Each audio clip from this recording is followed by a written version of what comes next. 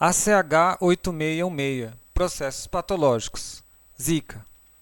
Os objetivos dessa aula são: conhecer a distribuição geográfica do Zika vírus, modo de transmissão, sintomas da doença, forma de diagnóstico clínico, o tratamento farmacológico disponível e formas de prevenção. Zika vírus, abreviado ZIKV, é um vírus cujo nome ele surgiu na Uganda. Na Uganda se fala Lugandan, e em Lugandan Zika significa super crescido. Muito provavelmente, na verdade, o nome do vírus se deve a uma floresta super crescida, que fica na Uganda, a floresta de Zika. E foi nessa floresta em que descobriram os primeiros macacos infectados. E aí eles começaram a fazer os estudos da doença. Isso há muito tempo atrás, 1940 e pouco. Zika é um vírus de RNA simples fita, positivo. E o vetor dele é muito conhecido, é o Aedes aegypti. É um vetor que se tornou fortemente endêmico no Brasil. O período de incubação dessa doença é de 3 a 12 dias e a pior consequência é a microcefalia que ele causa nos filhos gestantes, que são picadas pelo vetor que carrega o Zika vírus. E ele faz isso porque, entre várias outras capacidades do vírus, ele consegue atravessar a barreira placentária. Não só isso, ele destrói a barreira placentária e aí ele consegue colonizar as células neuronais precursoras do bebê, do feto. Uma visão histórica do vírus. Então, aqui você tem as regiões do globo, né? África, Ásia, as ilhas do Pacífico e continente americano. E aqui você tem o ano. Isso é interessante, eu acho que vale a pena acompanhar aqui. Então, em 1947 descobriu-se isso. Então, o pessoal lá da floresta identificou os macacos com problema e identificaram o vírus. Então, existe um vírus em macaco chamado Zika, perto da floresta de Zika. Em 1962, 63, teve o primeiro caso. Ou seja, à medida que as pessoas precisaram cuidar dos macacos, então houve a passagem de primata para primata. E aí a primeira pessoa humana pegou o Zika. Em 1966, já tinha se detectado Zika na Malásia, na Ásia, e em mosquitos Aedes aegypti. Então imagine, o vírus ele já tinha migrado do continente africano, da Uganda, do miolo da África, já para a Ásia. Então ele já estava bem distante dali, em poucos anos, pouquíssimos anos. E em 2007, 108 casos de pessoas com Zika nas ilhas Yap, que é no Pacífico, são ilhas da Oceania, acho que da Polinésia. Então o vírus ele já começou a migrar mais, e já atingiu a Oceania. Em 2008, aconteceu uma coisa interessante.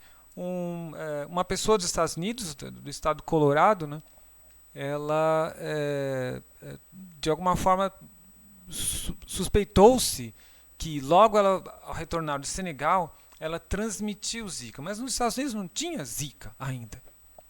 Então, como foi, né?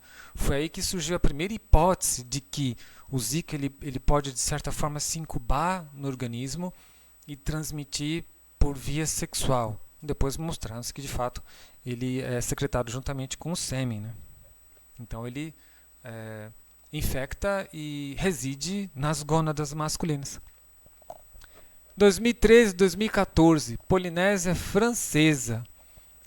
Então, isso daí foi um surto e o pessoal falou que estava associado com essa síndrome de Guillain-Barré, que tem sintomas muito parecidos com do Zika, né? E em particular, esse caso aí foi no Tahiti. O número de casos nesse período foram mais de 8.000 pessoas infectadas. Aí eles já conseguiram identificar que tinha transmissão materno-fetal e já confirmaram que de fato o vírus pode ser transmitido pelo sêmen de homens infectados. 2014, 2016, todas as ilhas do Pacífico tiveram alguma experiência de casos de Zika. E em 2015, aí sim a coisa chamou a atenção, porque a gente está falando de milhões de indivíduos infectados em nosso país, no Brasil. Então aí foi quando teve o surto de maior representatividade, de maior significância para todo o planeta, né? Aí, detecção inicial em março, na verdade tem mais coisas que eu vou contar mais para frente aí, e o número de casos de microcefalia subiu, isso virou um estado de emergência pública, e aí surgiu a necessidade de fazer várias coisas. Entre elas desenvolver vacina, combater o mosquito e estudar as próprias causas da microcefalia.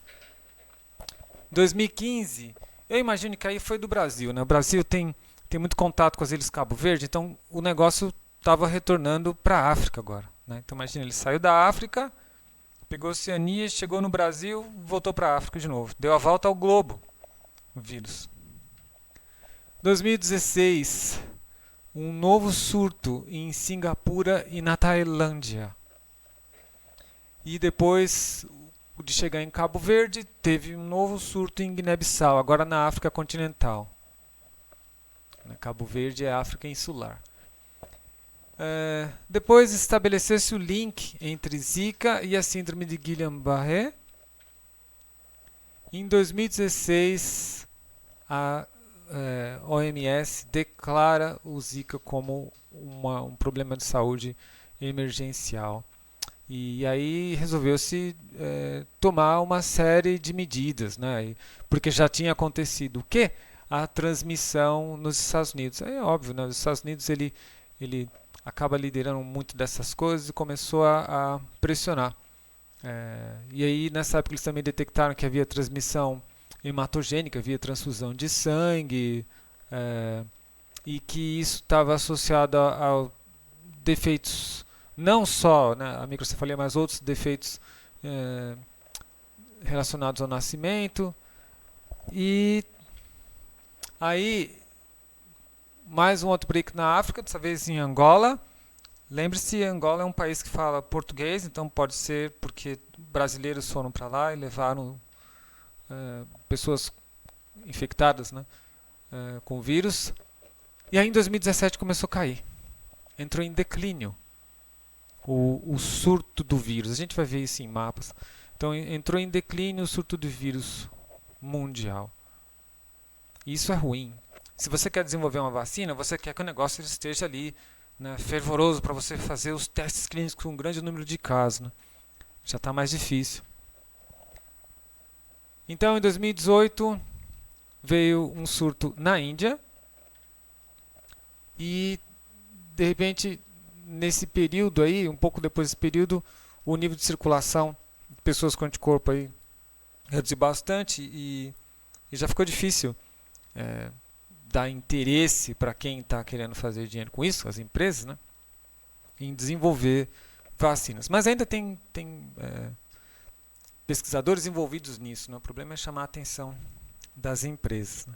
Então esse é o histórico da situação. Então o momento que a gente está agora é um momento em que entrou em declínio, o surto ainda tem países, como nós vamos ver, e esse declínio ele tira um pouco do interesse da produção de vacina. Então, no caso do coronavírus, o interesse é máximo, né?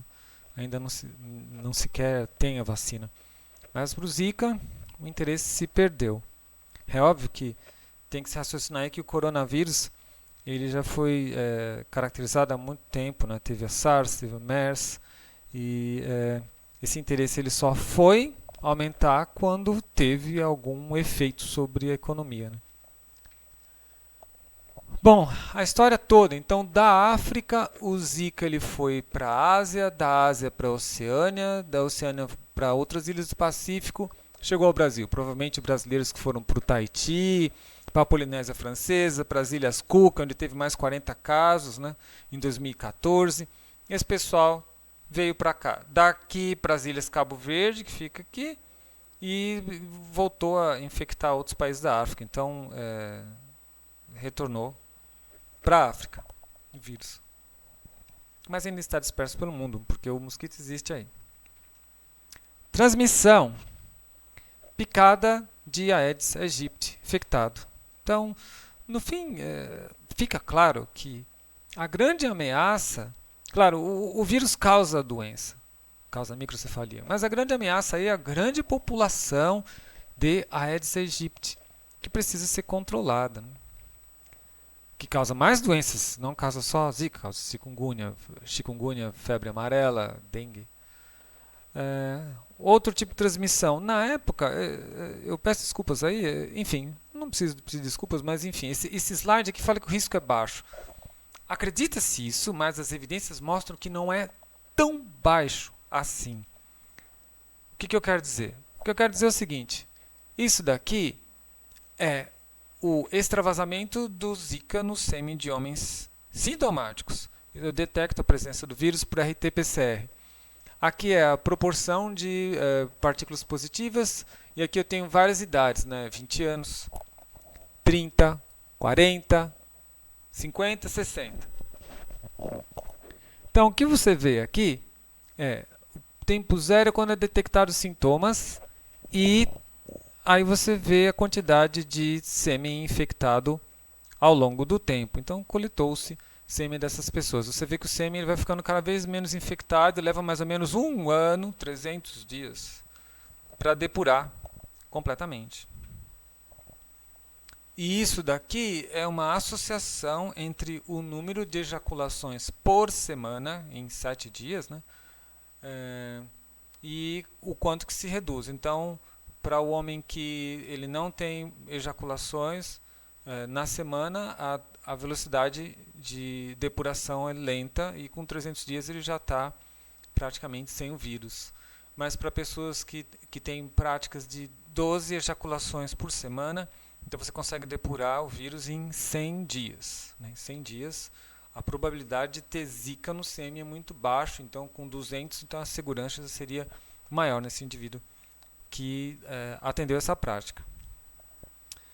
E também eles verificaram como é que estava esse vírus nessas pessoas que têm infecção do vírus no sêmen, no plasma. Né? Então no plasma é isso daí, em 60 dias ele não está mais circulante.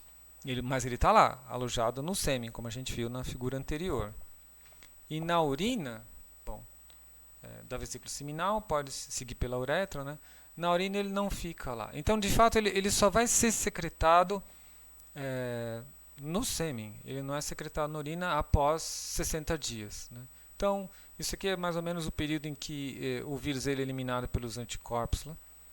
E aí depois ele fica incubado no sêmen, se replicando. Né? E isso constitui um perigo.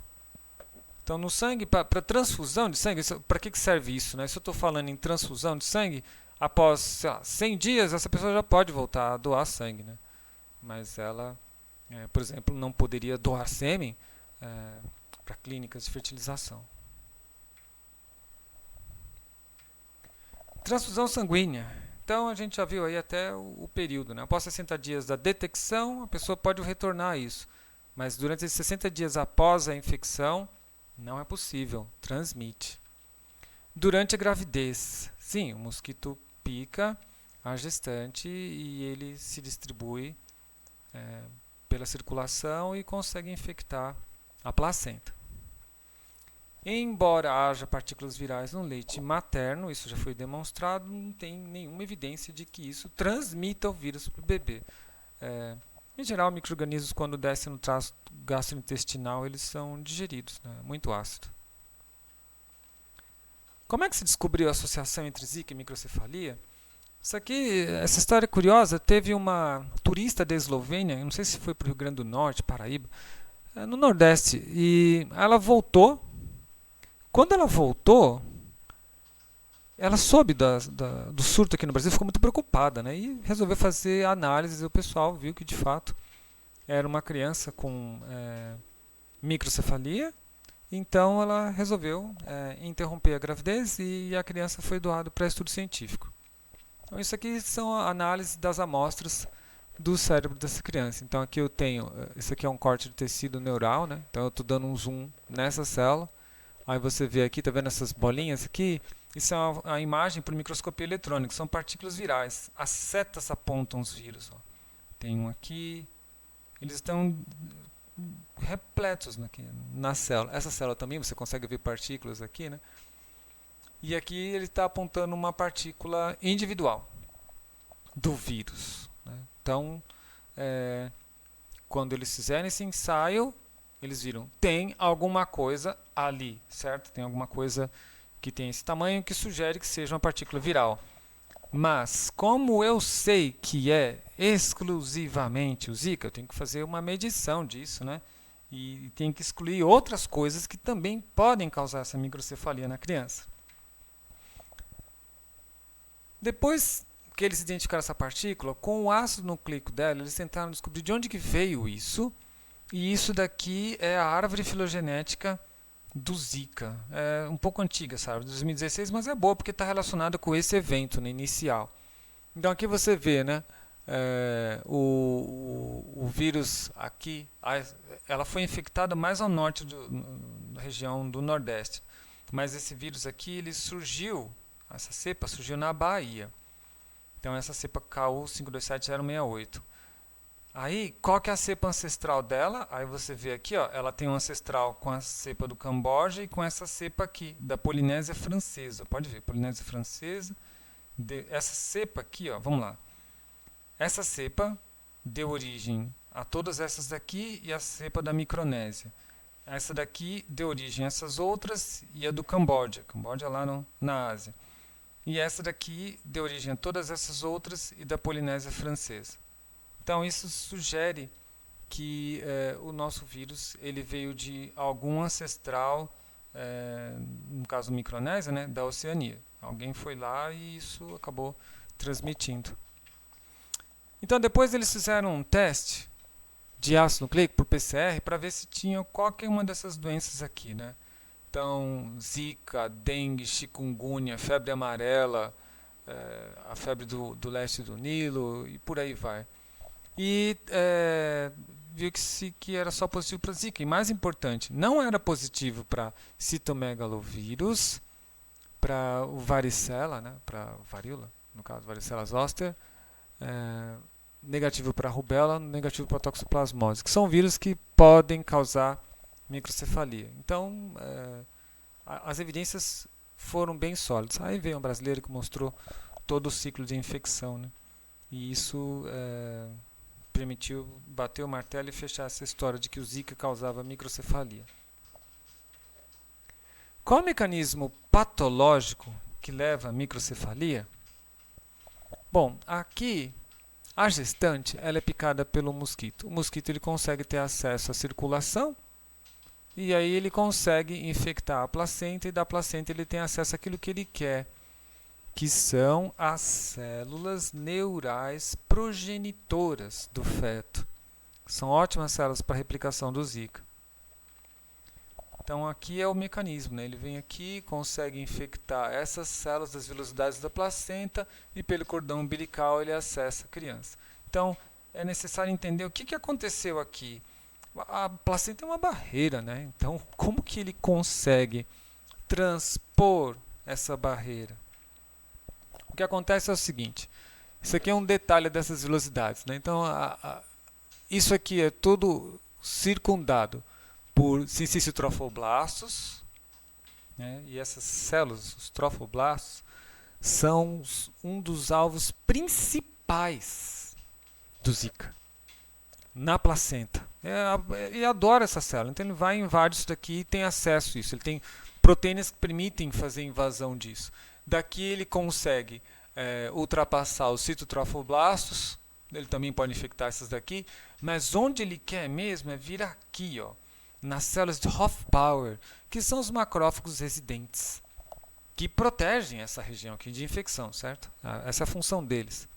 Mas eles são subvertidos e utilizados para replicar o vírus. Que aí depois, quando o vírus se replica, né, ele vai causar várias coisas. Uma delas ele vai causar apoptose dos trofoblastos, então rompendo a barreira placentária. Então isso vai deixar o bebê é suscetível a várias outras infecções. Claro, mais de Zika, mas também a todas as outras de micro-organismos que podem aproveitar da perda dessa barreira por apoptose das células trofoblásticas. Então aqui está a célula que o vírus quer, que está lá no cérebro do bebê em desenvolvimento, né? A célula neural progenitora. É uma célula tronco que vai desenvolver todas as células do córtex cerebral. Se essa célula é progenitora, então ela é alvo fácil do vírus. Se ela já se diferenciou, já se tornou um pré-neurônio ou alguma coisa um pouco mais diferenciada que a célula neural precursora, é mais difícil de ele infectar. Ele não tem tanta facilidade, porque provavelmente não deve ter a proteína que a glicoproteína viral reconhece. Existem duas formas de você danificar essa célula. Uma que a gente vai chamar de via autônoma celular e uma via autônoma não celular. A via autônoma não celular, ela se dá, por exemplo, devido ao fato de que ocorre o rompimento da integridade da barreira placentária. Então, isso leva a uma insuficiência placentária que pode matar a célula neural precursora. Por várias razões, você pode imaginar uma delas aí, ausência de nutrientes adequados, na concentração adequada, o aumento de eletrólitos, coisas que estão no plasma. Quando o vírus tem acesso ao cérebro, ele vai encontrar outras células que ele também gosta de infectar. Então, por exemplo, a microglia e o astrócito. Essas são células de base da formação do córtex. São importantes porque elas têm um papel na resposta imune. Mas o mais interessante aqui é que essas células aqui, elas disparam uma resposta inflamatória. Então, por que isso é uma resposta não celular autônoma? Celular autônoma significa dessa célula, né? Porque nesse caso, eu vou disparar uma resposta que mata o neurônio. A inflamação mata. Então você vê doenças neurodegenerativas, doença de Parkinson, doença de Alzheimer, todas elas são assim. A pessoa perde os neurônios porque ocorreu uma resposta inflamatória agressiva. E aí ocorre a deficiência dessas doenças. Isso vai ocorrer também na microcefalia. Só que no estágio muito inicial, né, você vai ter redução da massa do córtex, então o crânio ele se adapta, por isso que dá aquele fenótipo característico. Agora sim, se ele infecta diretamente essa célula, a gente já viu, se a célula já é diferenciada, ele não tem possibilidade. Mas se ele pegar num estágio muito inicial, isso tem a ver com o período gestacional, certo? Desculpe-me, mas eu não sei exatamente a partir de qual estágio da gravidez todas as células neurais progenitoras já se diferenciaram, por exemplo, em pré-neurônio. Eu não sei, mas eu imagino que isso não deve passar do primeiro trimestre. Já devem todas já estar diferenciadas. Então é nesse estágio inicial, no primeiro trimestre, que não pode ter picada do inseto. Com certeza, inseto infectado. Se isso ocorre, o vírus ele vai fazer o seguinte. Primeiro, matando essas células aqui, ele vai aumentar a resposta inflamatória, porque ele expõe esse conteúdo, então se vira antígeno e aumenta a inflamação que mata mais neurônios. 2. Como ele tem que fazer mudança na maquinaria da célula para poder se replicar, ele acaba alterando e desregulando a transcrição. Essa desregulação da transcrição vai fazer várias coisas. Entre elas, vai iniciar uma diferenciação prematura. Aí você fala, puxa, mas não é a diferenciação que vai impedir ele de infectar? Sim, mas ele já infectou. Então não vai impedir nada, porque ele já está dentro da célula. Mas sim, ele prossegue com a diferenciação porque é interesse dele. Na célula diferenciada tem mais precursores para replicação. E aí, essa interferência letal que vai parar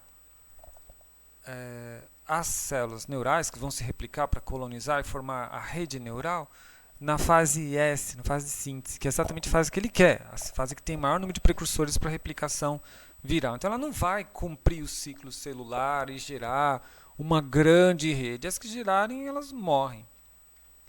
E porque vai disparar a resposta de apoptose. Então, isso vai levar à morte dos neurônios. Então, tudo isso daqui vai levar à morte do neurônio. E o fato de você exacerbar a inflamação, porque esses neurônios morrem e vão disparar essas células aqui, vai fazer com que aqueles neurônios que conseguirem escapar de tudo isso também sejam atingidos. Alguns morrem, né?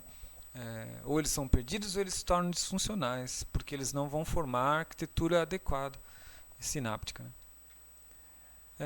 Outra coisa que não está muito claro é se essa inflamação, de repente, ela pode atuar suprimindo a angiogênese. Então, aí, se você não tem formação de vasos, você não faz a nutrição adequada do córtex para diferenciação neural, né? Então, atrasando essa diferenciação, mais células são infectadas com Zika. E a somatória de tudo isso vai levar a microcefalia, a neurogênese deficiente. Então, é exatamente essa coleção de eventos que leva à microcefalia. Como a infecção por Zika é bem sucedida? Isso é uma pergunta interessante, né? Isso mostra as capacidades dele, mas não é possível que ele faça isso simplesmente porque ele tem afinidade por essas células e porque ele oportunisticamente chegou na hora que eu tenho o NPC e não a célula diferenciada. Tem mais coisa aí. Principalmente porque, se você lembrar, ele vai infectar o trofoblasto, ele vai infectar as células de Hofbauer. Mas todas essas células aí, elas têm respostas antivirais. Então, por que ele consegue subverter isso? Isso está explicado nesse slide. Então, assim que as partículas virais que estão aqui em verde infectam a célula, que é essa representação maior, citoplasma, né, que é o núcleo, elas são reconhecidas por receptores RIG1 e MIDAS5, MDAS5, então aqui está o RNA viral, e isso daqui vai fazer com que fatores de transcrição como IRF3 e NF-κB transcrevam o gene do interferon beta. O interferon beta transcrito, traduzido e ativa receptores JAK, né, da resposta JAK-STAT, das quinases Janus, né? E aí eu fosforilo as proteínas STAT que dimerizam e vão criar a resposta antiviral. Então é isso que ocorre na situação normal. Mas o Zika, ele tem no genoma dele o que a gente chama de proteínas não estruturais. E a função delas é justamente impedir essas ações.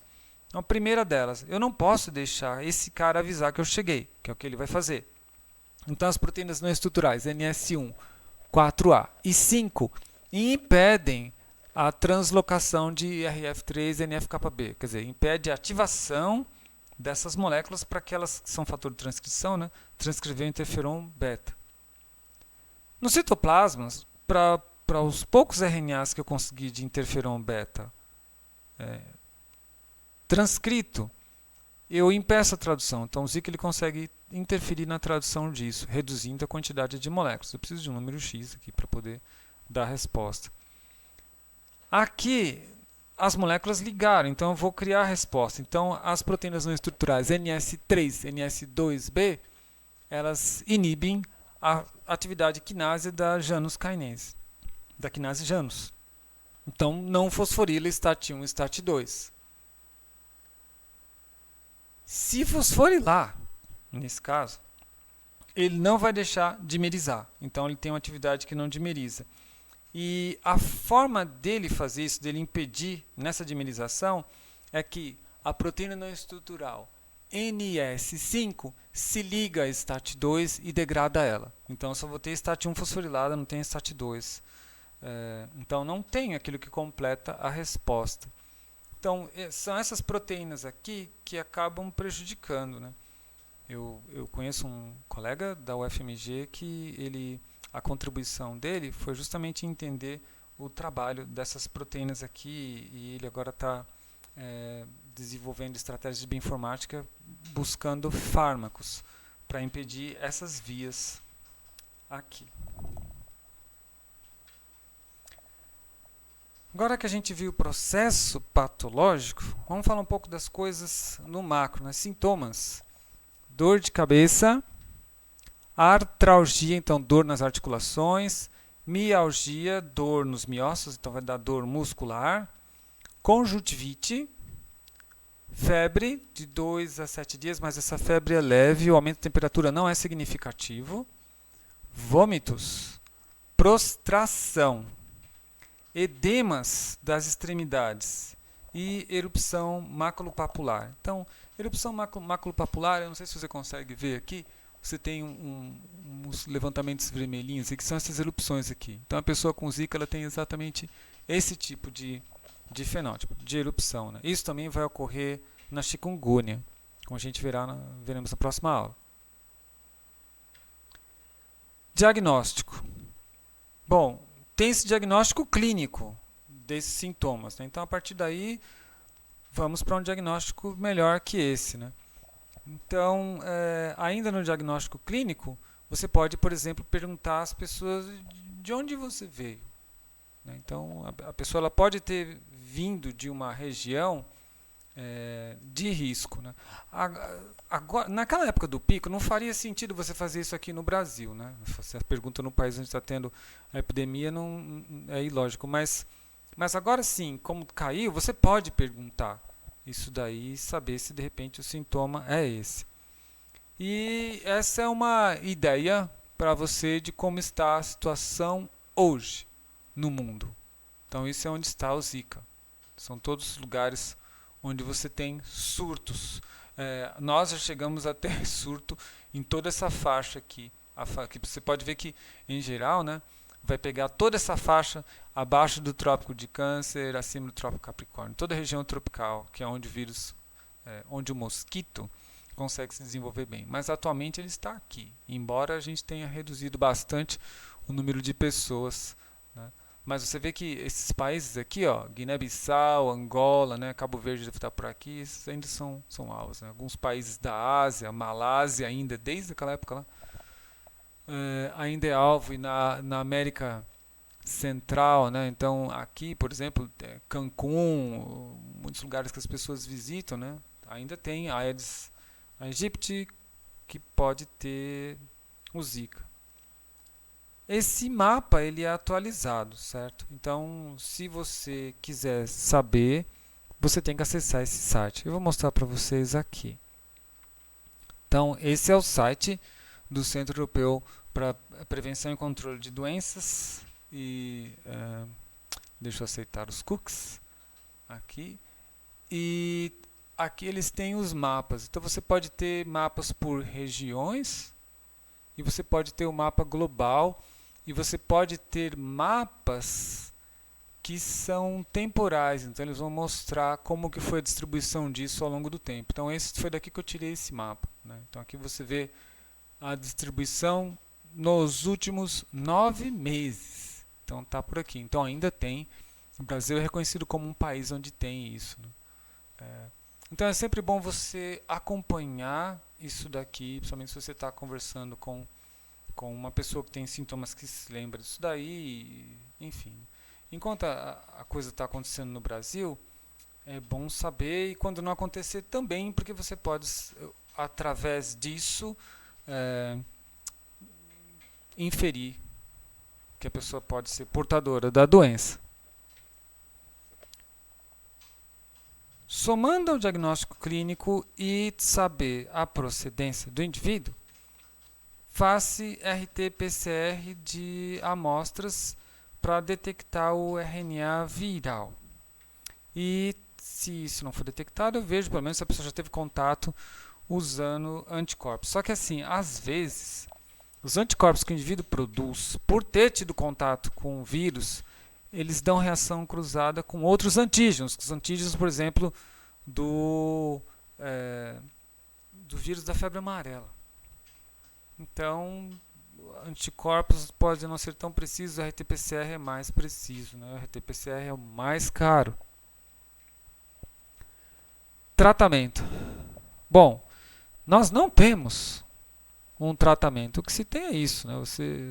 A pessoa descansa, bebe líquidos e toma paracetamol. É horrível, porque isso daí, assim como dengue, febre amarela, o tratamento se dá com vacina. E não tem fármacos assim. Tem alguns trabalhos que mostram. Então, por exemplo, tem trabalho que vai mostrar lá que chá verde faz alguma coisa, aquela epigalocatequina 3-galato, né, que é um componente do chá verde, faz alguma coisa, mas essas coisas não foram submetidas a um teste clínico duplo, cego, randomizado. Não foram. Então são ensaios feitos em células, são promissores, mas ninguém se comprometeu a fazer isso. Então, se você é um profissional da obstetrícia comprometido e tem acesso a grandes grupos de pessoas, talvez seja interessante você fazer isso daí, pegar esses artigos, propor um ensaio desse e acompanhar um grupo aí. Mas esse tipo de estudo ele requer um financiamento básico, né, e assegurar que essas pessoas vão ficar um tempo sob controle, né, elas vão entrar em contato com você. Então, seria tratar essas pessoas e acompanhá-las por longos anos para saber se exatamente esse tratamento com esses compostos resolveu alguma coisa, né? Enfim. O que resolve a vacina? Então, essa é a proteína que o vírus utiliza para entrar na célula humana, a proteína dimérica E. Então, aqui mostra a proteína E, e ela está se encaixando em proteínas da membrana, que são receptores de superfície. Logo após se associar essas proteínas, forma-se um endossomo. Esse endossomo ele fusiona a membrana do vírus com a membrana do endossomo, e aí o RNA viral ele é colocado na célula e ele subverte toda a célula, né? Então, é evidente que não se quer chegar aqui, que é quando ele já tem controle da célula. Então, se você conseguisse impedir a entrada, então o indivíduo em que está protegido, por exemplo, por anticorpos que se ligam especificamente nessa proteína dimérica E e não deixam que ela se associe no receptor viral, estará protegido. Então, foi exatamente raciocinando isso daí que um grupo fez o seguinte. Isso aqui é o Zika, certo? Que está o material genético dele, e isso a representação do material genético está aqui.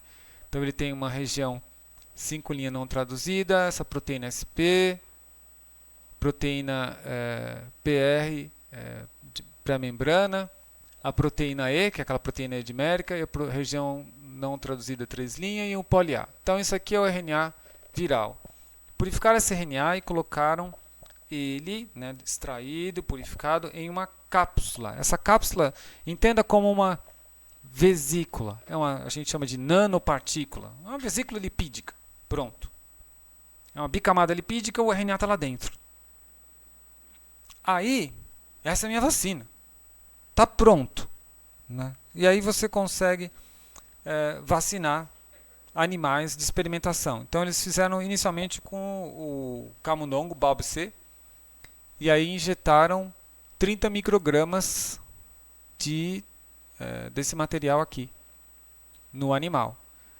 2 semanas depois, ele foi desafiado com o Zika e ele 100% se protegeu contra a viremia. 20 semanas depois, ele manteve isso daí. Ótimo! Agora a gente vai tentar fazer com primatas, que é algo mais próximo do ser humano. Fizeram isso com macacos rhesus em 3 concentrações, 50, 200, 600. E descobriram que abaixo de 200 é a concentração ideal, porque 600 você já teve uma proteção menor após 5 semanas. Mas com 50 e 200 eu tenho 100% de proteção. Por que tem essa preocupação com a concentração? Veja, o próximo passo é você fazer o teste clínico fase 1 em humanos. Então você já tem que pré-determinar qual é a concentração mínima que causa o efeito, porque assim você assegura que se houver uma reação adversa, ela também, mais provavelmente, será mínima. Hoje, né, isso aqui é 2017, né? Então isso aqui estava concluído em 2017. Hoje, naquela época, né, já tinha gente fazendo isso também, então eles conseguiram purificar vírus inativado por outra forma. Essa é uma vacina mais tecnológica. Mas por outra forma, um outro grupo, o grupo de Israel, já fez o teste com o número fase 1, né? Teste clínico fase 1, que só determina a concentração. Em indivíduos, uma vacina contra a Zika de 2 doses e protegeu. Mas o que eles viram é que a imunidade que ela, embora ela seja muito boa, etc. e tal, a imunidade que ela confere não é muito duradoura, então ela seria muito aplicável durante um período pandêmico. Então, está tendo uma pandemia, vacina a pessoa e ela vai ficar protegida por um período aí. Por um período de 1 ano, mas isso não se segura muito tempo, né? Coisa que eles ainda estão estudando, mas isso é suficiente se você está querendo proteger uma pessoa que pretende se engravidar em 1 ano. Então, vamos continuar falando de prevenção, já que vacina é uma prevenção. Não há vacina. Estamos estudando e o primeiro teste clínico duplo cego randomizado é esse, de Israel, que está em fase 1. Foi publicado recentemente. Então, o que se pode fazer? Minimizar as chances de picada do mosquito. O mosquito ele pica no meio do dia e no fim da tarde. Então, nesses momentos, a pessoa tem que ficar em observação, ela tem que observar ao seu redor. Né? É curioso que a Ayashi é um lugar que tem muito Aedes aegypti. Isso eu já observei em minha própria sala. Né? E já tive a oportunidade de ver isso aqui. Né? Os Aedes eles voavam muito na minha sala ao meio-dia, porque eu trabalhava nesse horário. Né? E já identifiquei vários. Então, isso daqui bate. Isso daqui eu nunca observei, porque nesse horário eu estou no laboratório. Vestir roupas claras e leves, que cubram a maior superfície da pele possível. Então, isso daí é meio bom senso. Né? Cobre toda a superfície da pele, claras e leves, para poder meio que incomodar o mosquito e poder identificar facilmente se ele estiver na roupa. As roupas podem ser tratadas com permetrina. Permetrina é uma molécula que inibe um canal de sódio e mata o inseto. Mata. O que é permetrina? Permetrina é um composto usado para matar piolho. Então, basta comprar esse composto aí e passar na roupa. Se o mosquito tiver contato com isso, ele morre. Ele não vai ter condições de picar. Repelentes à base de N-linha de etilmetatoluamida, DET, OFF, Altan.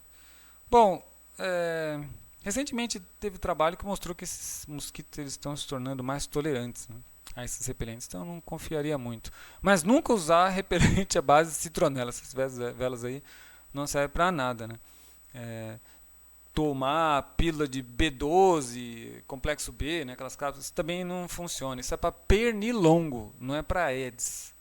Com pernilongo tem algum sucesso, mas com Aedes ele já é tolerante a isso.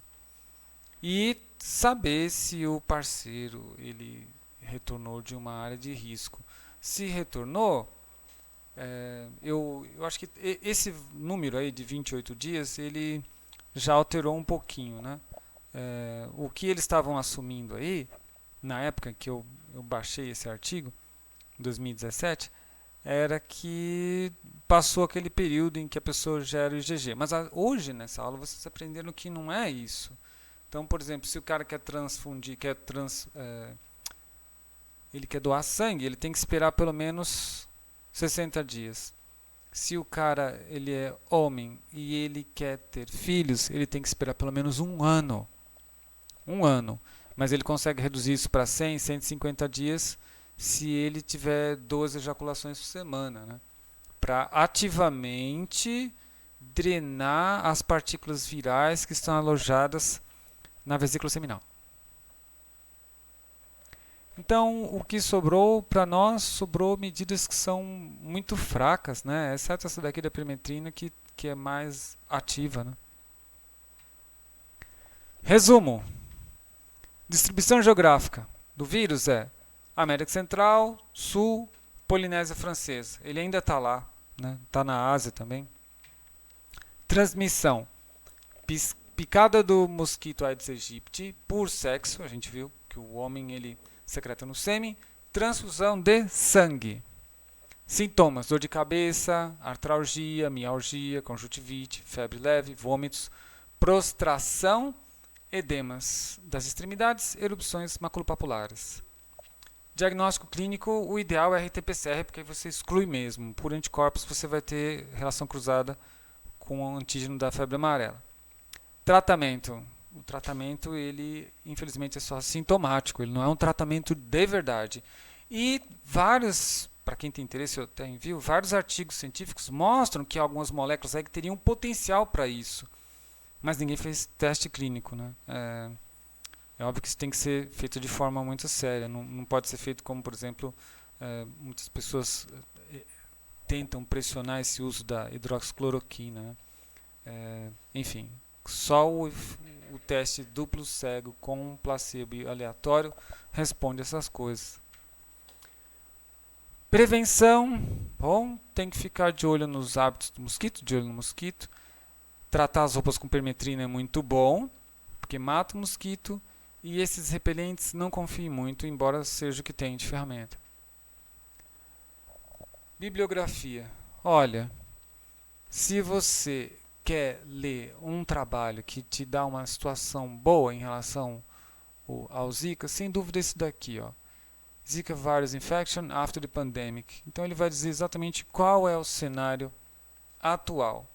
Daqui, você vem para cá, para o New England Journal of Medicine, esse Zika Virus Associated with Microcephaly, que aqui ele vai explicar a associação com microcefalia, como surgiu, isso é interessante, né? Que é o caso daquela pessoa da Eslovênia. E aí depois se você quiser algo mais extenso, você vem para cá. Existem coisas melhores que esses dois, né? Esse aqui é bem mais recente, eu acho que talvez ele cubra muito do que tem aqui, e existem estudos brasileiros, se você pegar na revista de Ginecologia Brasileira de Ginecologia Obstetrícia, deve ter mais coisa lá. A maioria deles em inglês, claro. Com isso, concluo a aula de Zika.